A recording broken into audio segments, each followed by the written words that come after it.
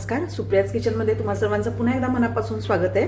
आज मी तुम्हाला दाखवणार आहे कॅरेट केक, गाजराचा केक।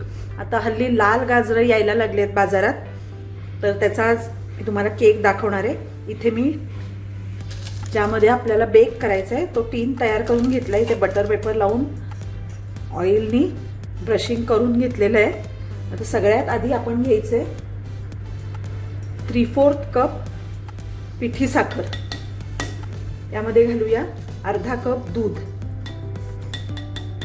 हे गाईचं दूध आहे, अर्धा कप दूध घातले। थोडंसं अगदी पिंच ऑफ सॉल्ट, म्हणजे अगदी थोडंसं चवीला मीठ घालायचंय। 1 चमचा लिंबाचा रस घालूया, याच्याऐवजी तुम्ही विनेगर सुद्धा घालू शकता। थोडीशी वेलची पावडर घालायची।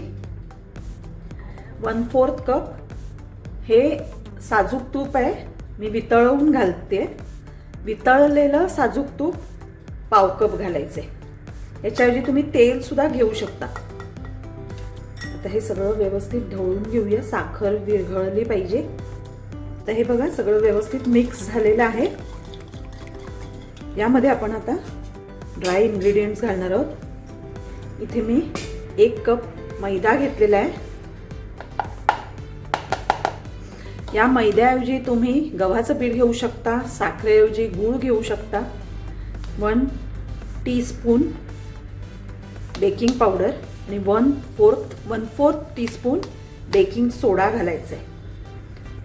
आणि आता हे चाळून घ्यायचे, नेहमी चाळूनच घालायचे केकसाठी।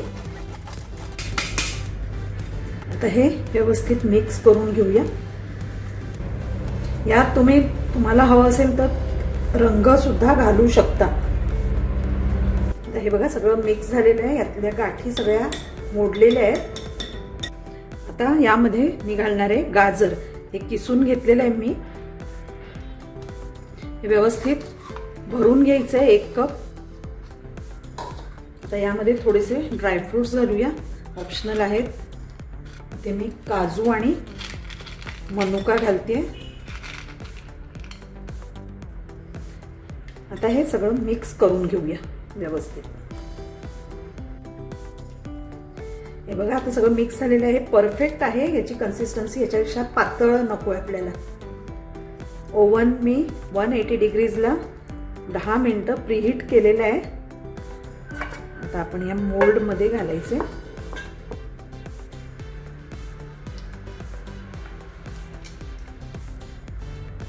अतिशय सुंदर आहे हा केक, तुम्ही नक्की करून बघा। माझी रेसिपी आवडली तर व्हिडिओला लाईक करा, शेअर करा आणि माझ्या चॅनलला सबस्क्राईब करा। हे थोडंसं आपण टॅप करायचे, याच्यावरून सुद्धा ड्रायफ्रुट्स घालायची। आता ड्रायफ्रुट्स घातल्यावर सुद्धा जरा थोडंसं टॅप करायचे। आणि आता 180 डिग्रीजला 40 to 45 मिनिट्स आपल्याला हे बेक करायचे। हे तुम्ही कुकरमध्ये किंवा पॅनमध्ये सुद्धा करू शकता। हे बघा बरोबर 45 मिनिट्स झालेली आहेत। आपला केक अगदी छान झालाय। आपण एकदा सुरी घालून बघूया व्यवस्थित सगळीकडून झालाय की नाही। हे बघा अगदी छान अशी स्वच्छ आलेली आहे सुरी बाहेर, म्हणजे आपला केक झालाय। बरोबर 45 मिनिटं लागली याला। आता हा थोडा थंड झाला की आपण डिमोल्ड करून स्लाइस करूया। आता जर थोडासा गार झालाय, आपण हा डिमोल्ड करूया। सुरीने थोडंसं साईडनी सोडवून घ्यायचं।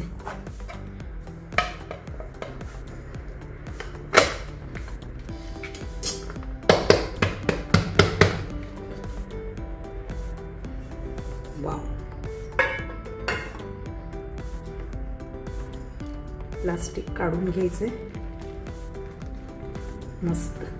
हे बघा अगदी स्पॉन्जी झालेला आहे केक आपला, तुम्ही बघू शकताय।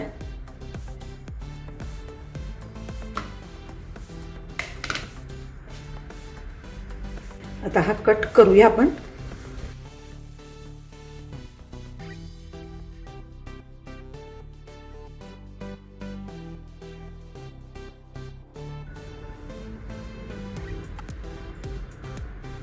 हे बघा, मस्त आतून अजूनही तो गरम आहे, अगदी छान असा स्पॉन्जी झालेला आहे केक.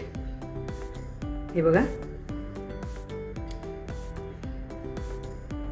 वाव, अतिशय सुंदर लागतो, टेस्टी.